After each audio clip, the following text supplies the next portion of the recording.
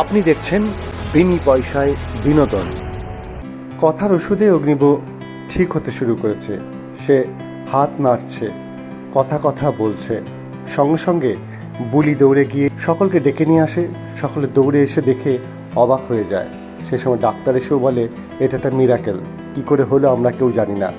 অথচ বুলির ওষুধেই অগ্নিব ঠিক হয়েছে। এরপর ছোটকা গিয়ে বাড়িতে সকলকে খবর দেয় এবং সবাই খুব আনন্দে বাইরে এসে কথা বলতে থাকে। সেই সময় বুলি অর্থাৎ কথা, সে গিয়ে অগ্নিবর মাথায় হাত দেয় এবং অগ্নিভ তখন কথা বলে তাকিয়ে থাকে। তখন কথাও অগ্নিবকে বলে, আমি আপনার কথা পাচক মশাই।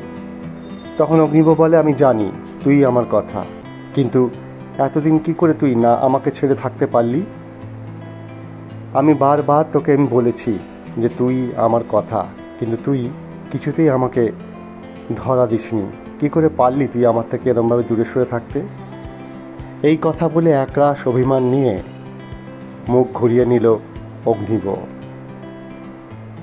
কথা তাকে বোঝাতে চেয়েছিল, কিন্তু অগ্নিব শুনতে চাইল না। আবার কি দুজনের মধ্যে বিচ্ছেদ শুরু হলো? সমস্ত খবরের আপডেট পেতে দেখতে থাকুন বিনি পয়সায় বিনোদন।